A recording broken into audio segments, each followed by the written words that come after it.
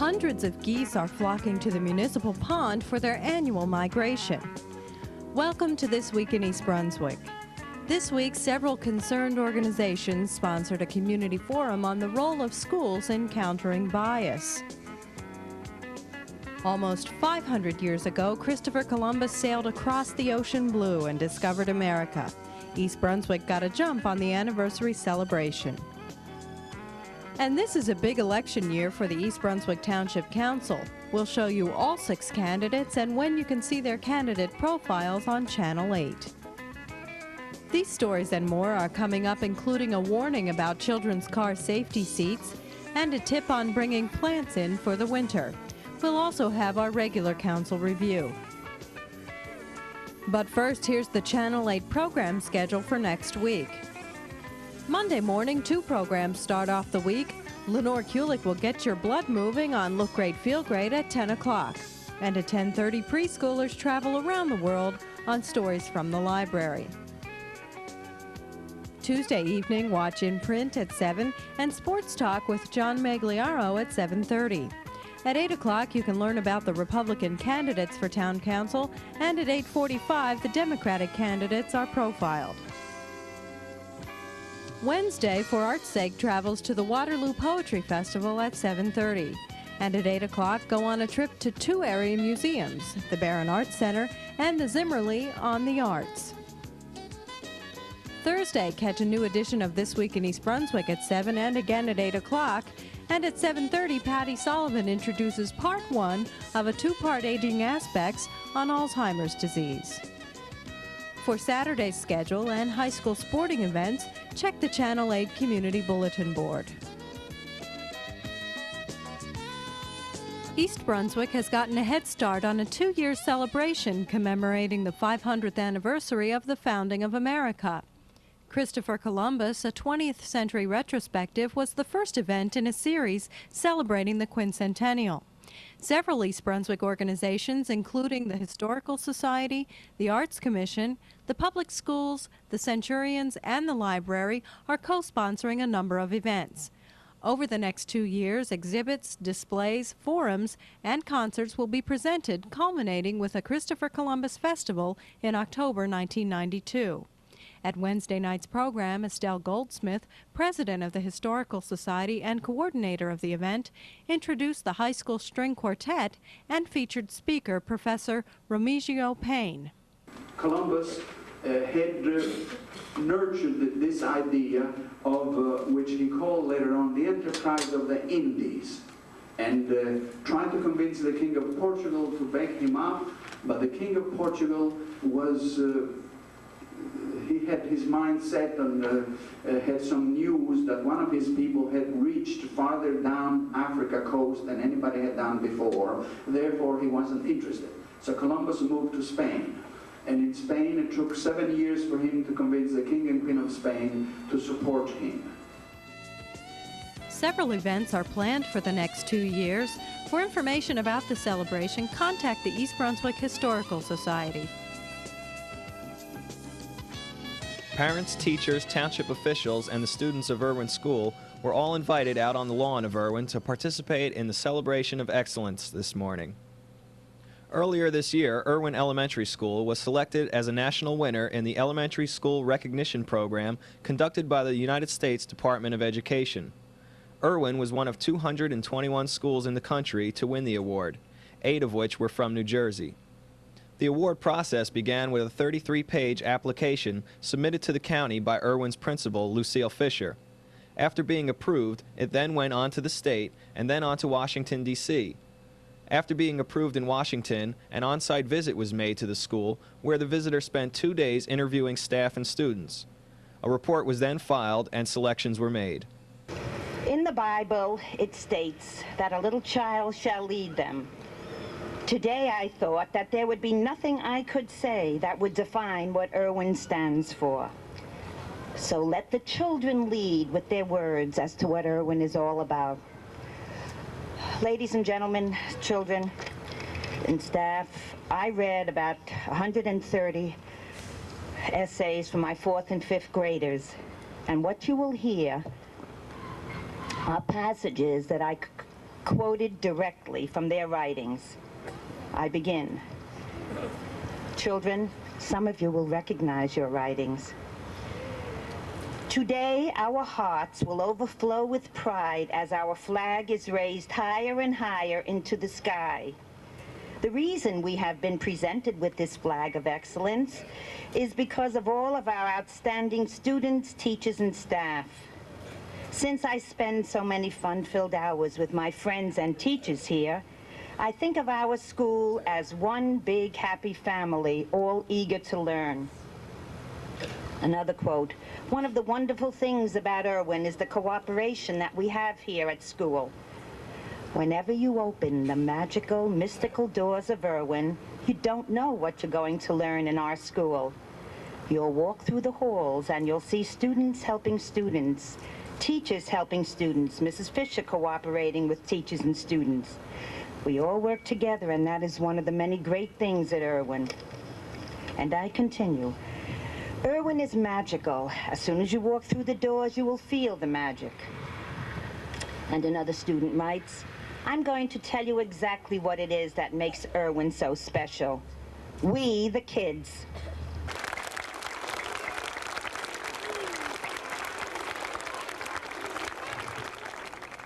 Today's celebration began with the Pledge of Allegiance led by Student Council President Jennifer Brixey, the Star-Spangled Banner by the East Brunswick High School Marching Band. Superintendent Dr. John Kopko introduced local principals and officials, including speakers Dr. Virginia Brinson, the Middlesex County Superintendent, Vice President of the East Brunswick Board of Education, Patrick Sir, and from the United States Department of Education, Roland Allum. We're here today to honor you and to thank you for setting such a stellar example. Education at Irwin School represents the best the United States of America has to offer. You have met your own challenges, and I know that your achievements will serve as an inspiration to other schools across the nation and especially here in the state of New Jersey.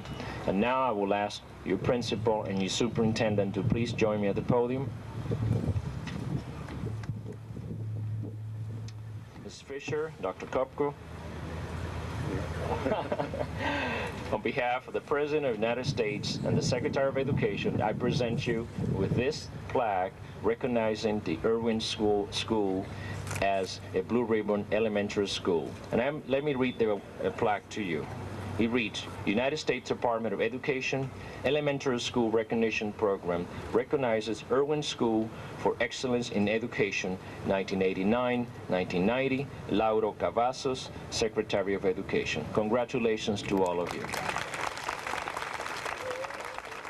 And as the proud principal raises the school's new plaque into the air, it was also time to raise the new flag of excellence.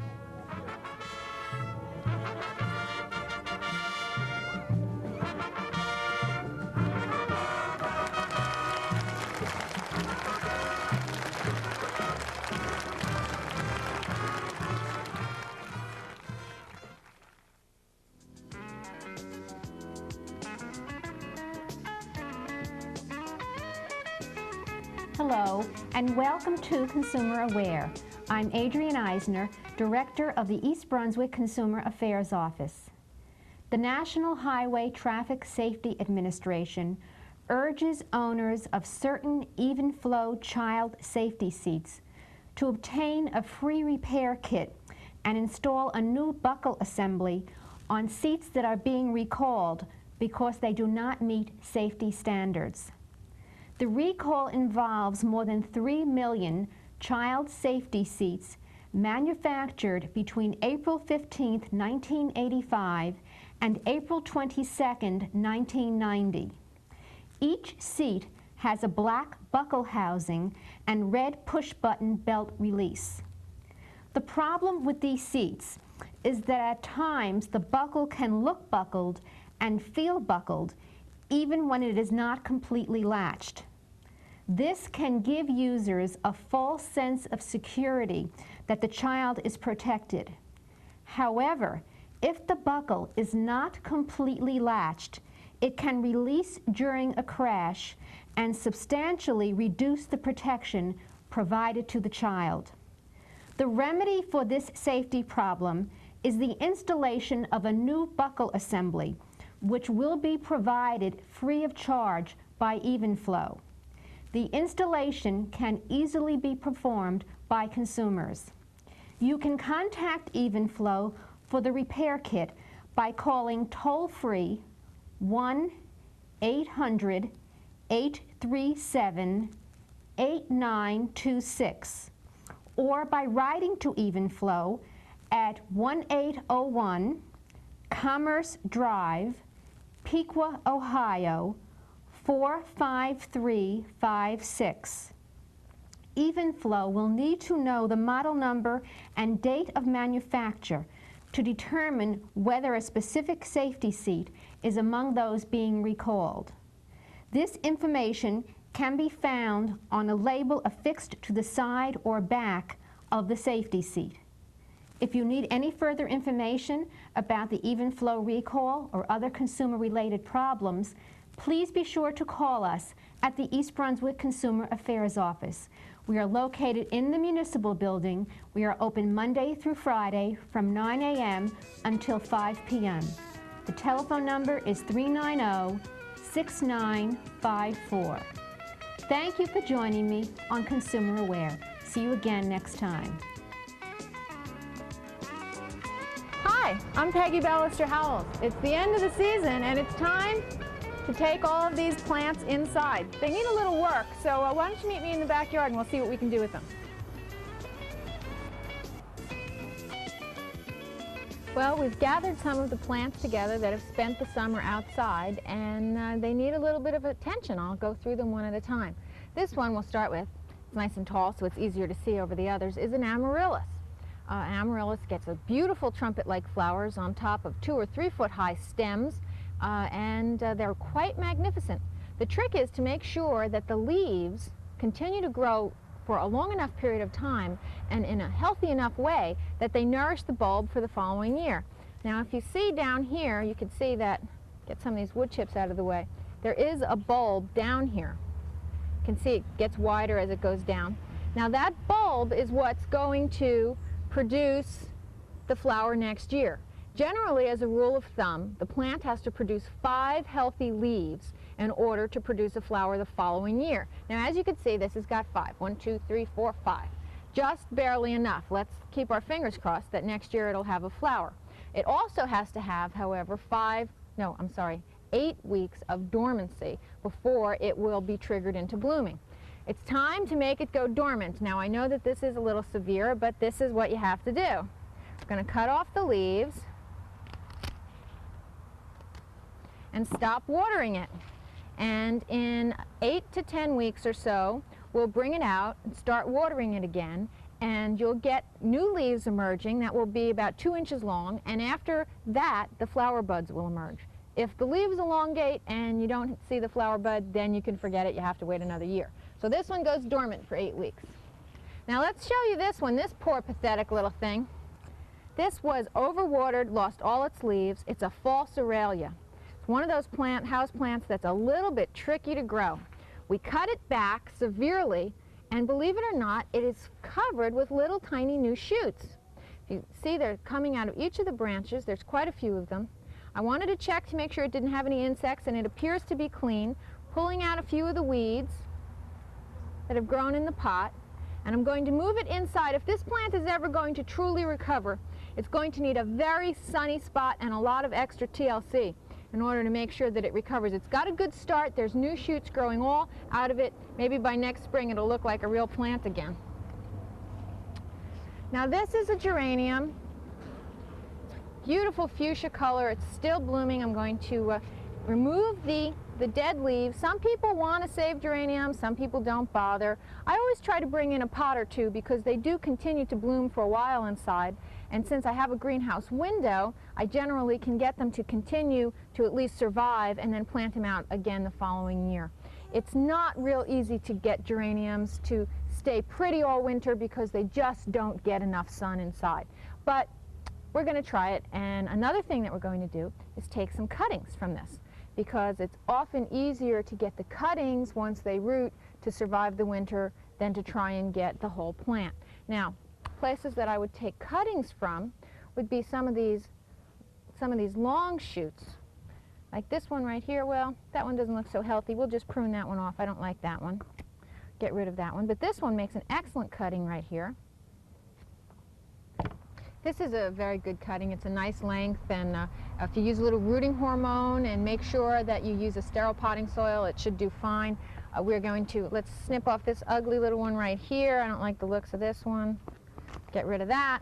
And we'll leave it outside for a little while. We're going to leave it in a shadier spot in the backyard so that it gets used to the lower light a little more gradually. It won't go into shock.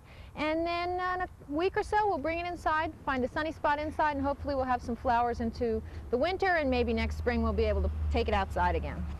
All right, we have here a wonderful house plant that's been outside for a while.